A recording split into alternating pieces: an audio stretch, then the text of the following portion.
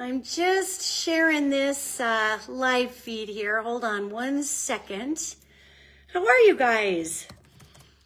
Hi, it's nice out today. I'm over here in Bridger and it is really light. It's lovely actually out today. So guys, I just wanted to pop on here really briefly today and talk a little bit about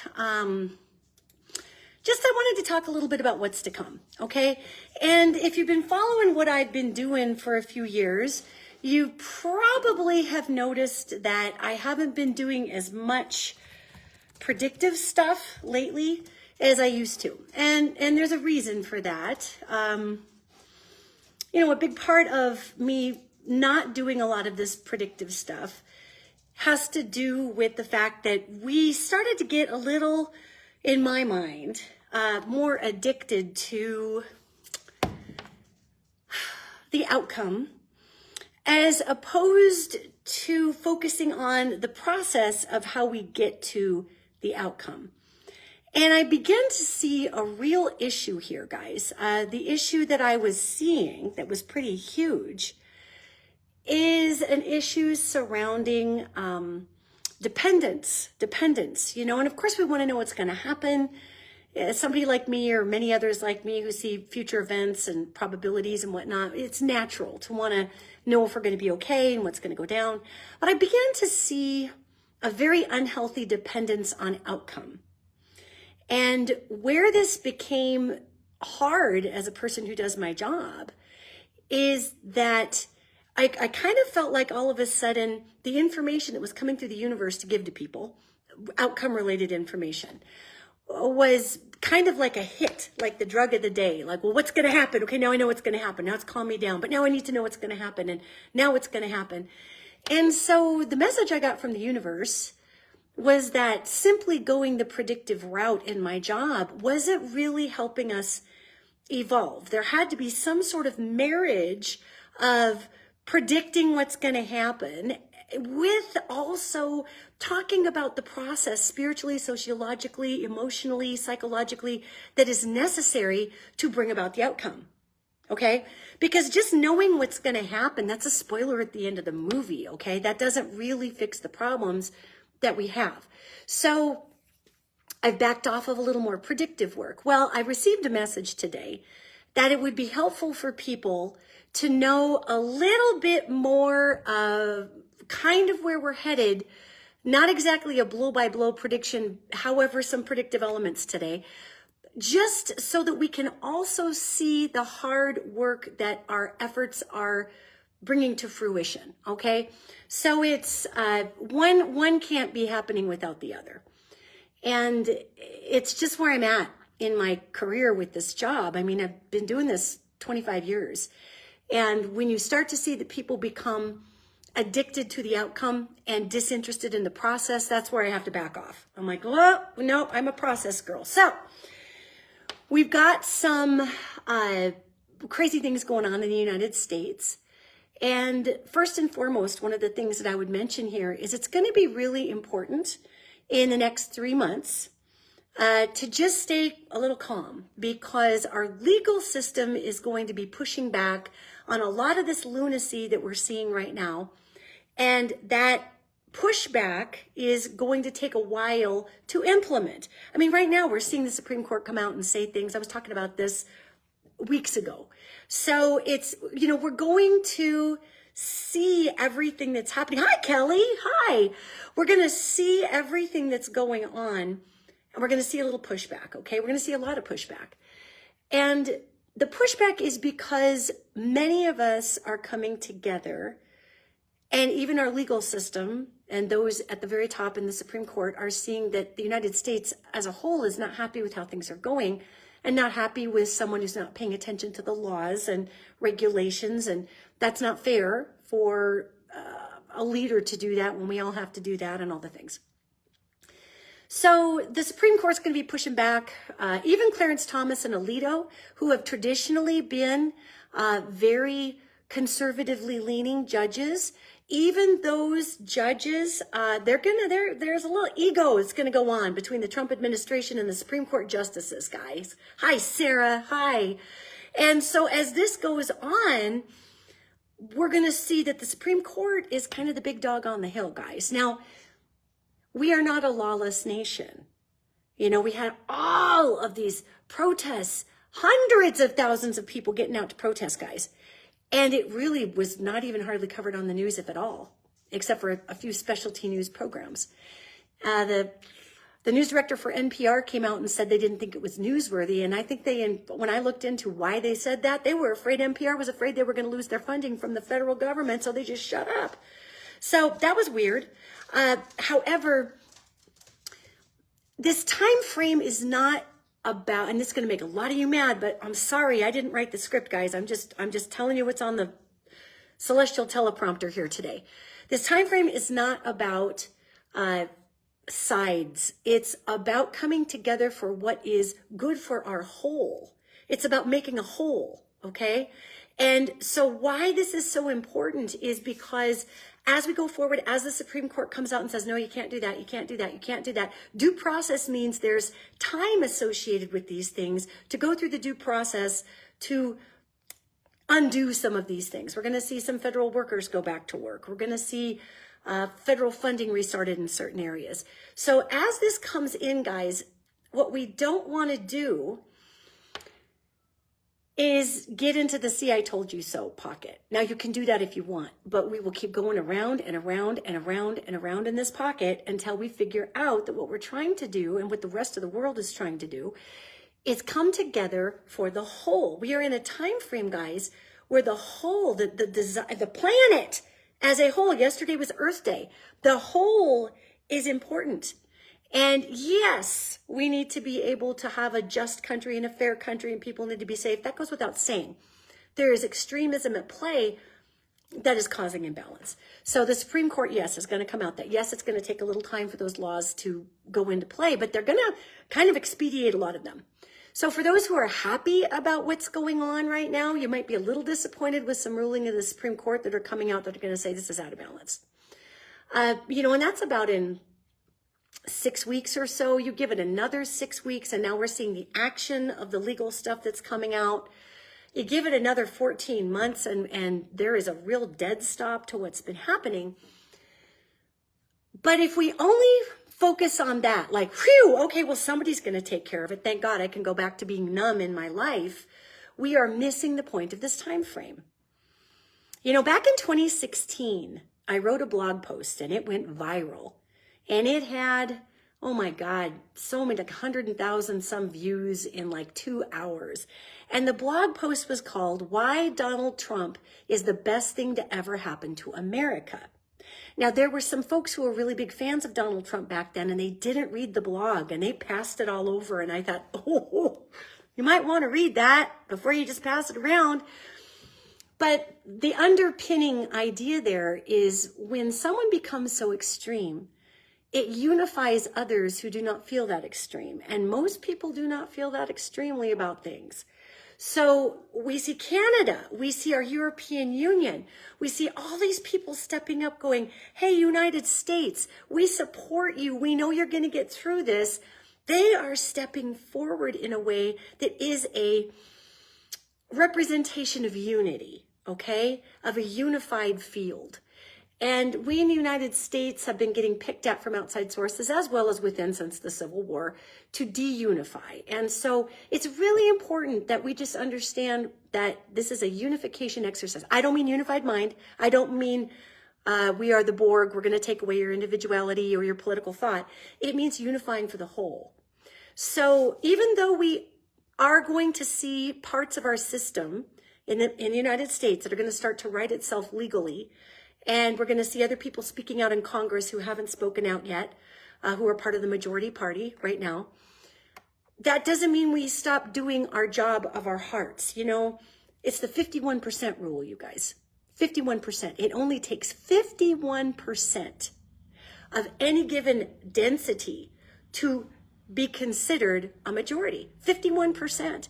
If you have a perfectly balanced scale, 50-50, and you put one little pellet here, that 51% is going to pull it this way.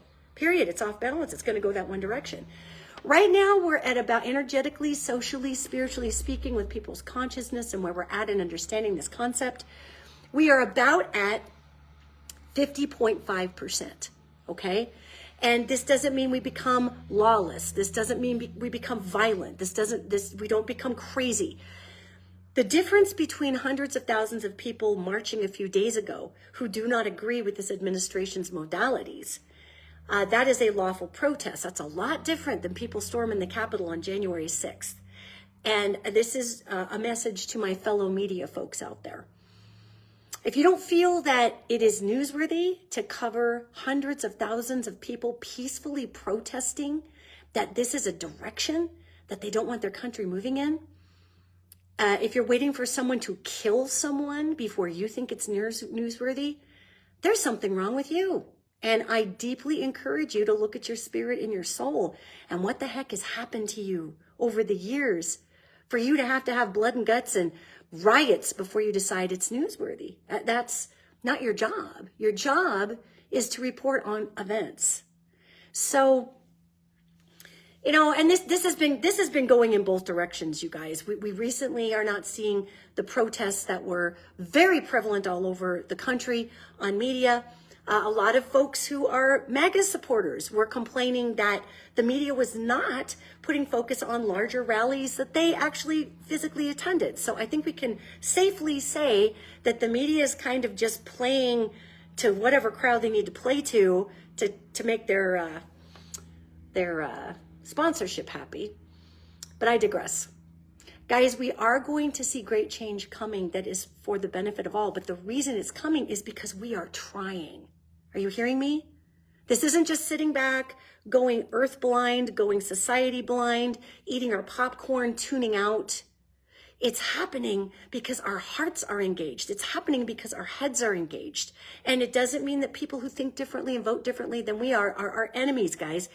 There are a lot of people who voted for Donald Trump out there. I've talked to many of them who, they're not going to run out and vote for a Democrat, but a lot of them are going, I didn't exactly vote for this.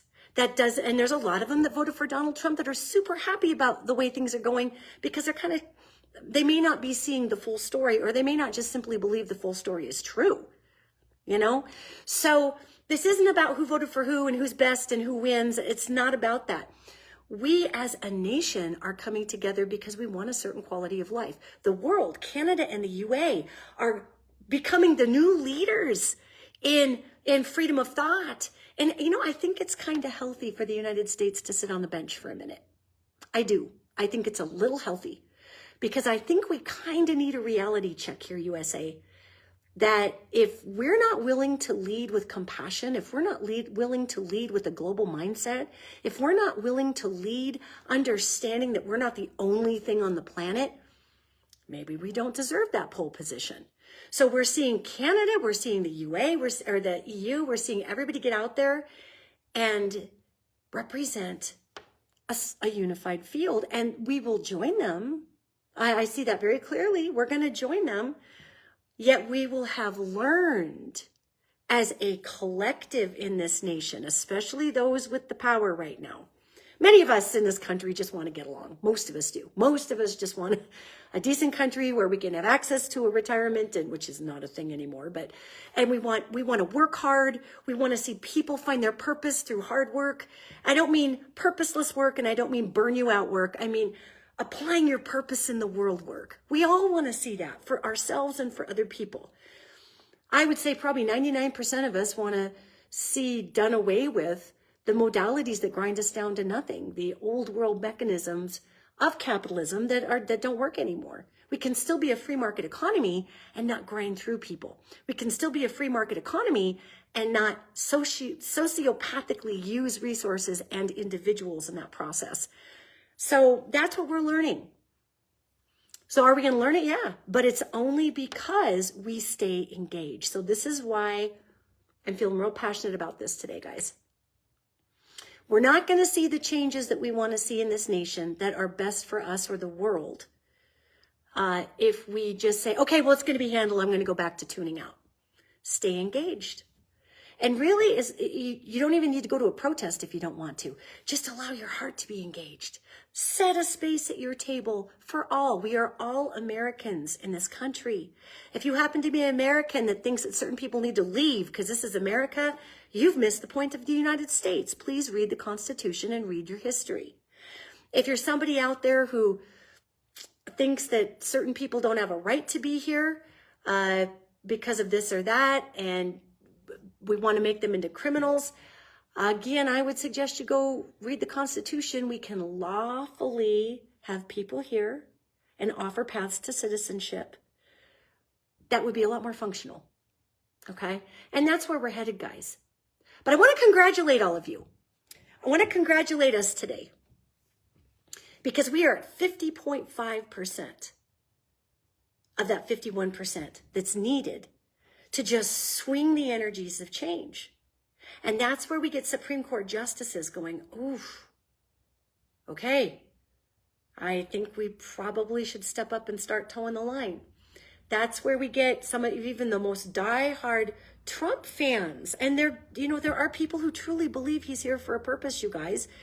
Even the most diehard Trump fans are going to be able to say, not really a fan of where these policies have taken our economy.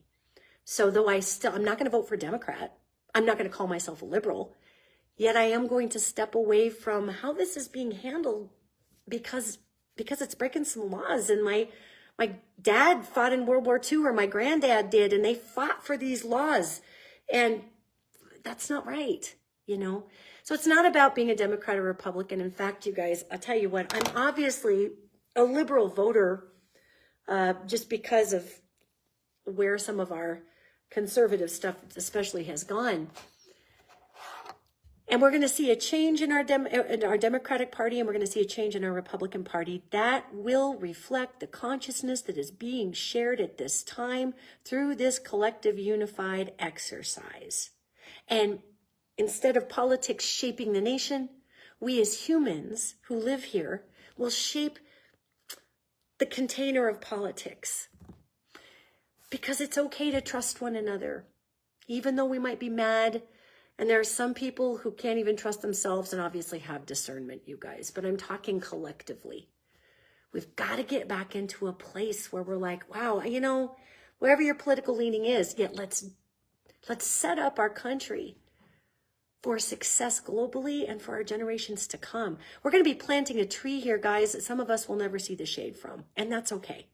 We'll get a little shade. But it is the art of planting the tree.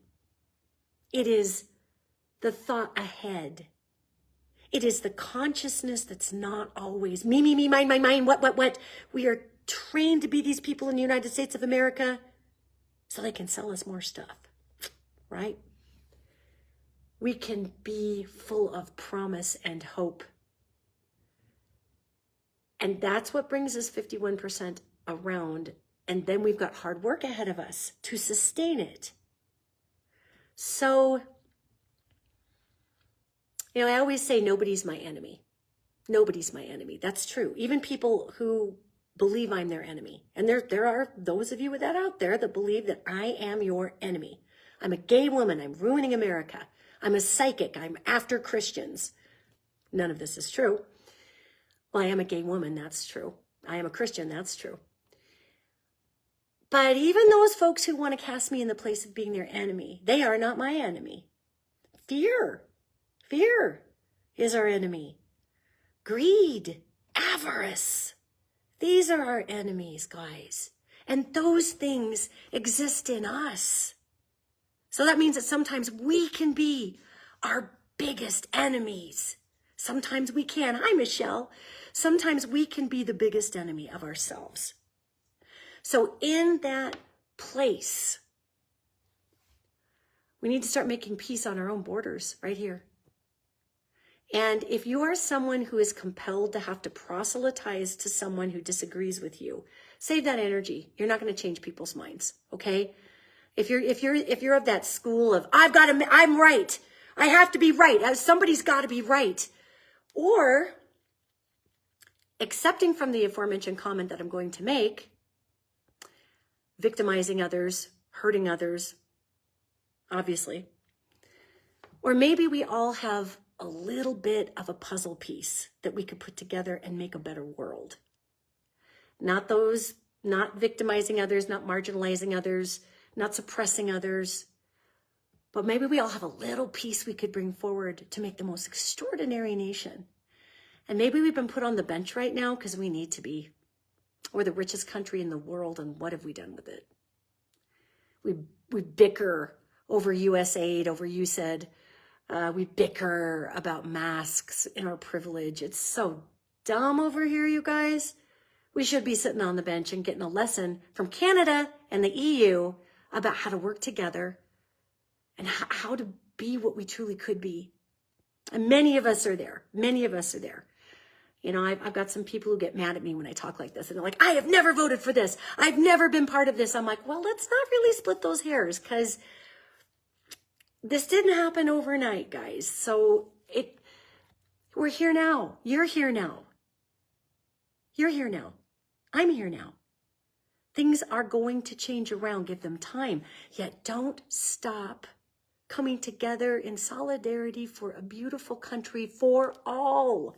That even means people who vote differently than we do. Beautiful country for all. That's the experiment. We can do it. And these future items I see coming to pass only happen because you and I and other people out there who don't agree with me at all, we're all agreeing in one central space. And there's some people who just aren't going to agree. That's okay too. That's okay too. Because it's the 51% that tips the scale. Okay?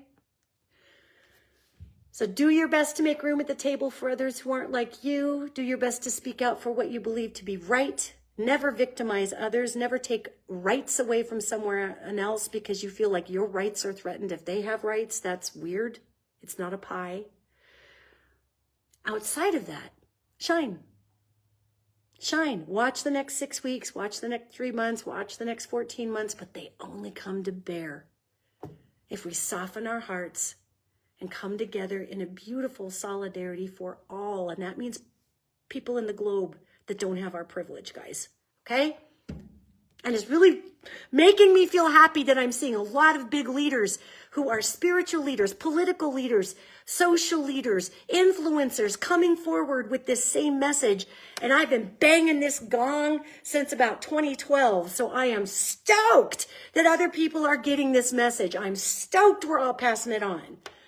This is what needs to happen. All right. Stay the course. We're good. We will be good as long as we're good. We quit being good, we won't be good anymore. So stay in the game. It's a weird game, isn't it? Anyway, much love to everybody. You guys go have a great Wednesday, okay? Goodbye.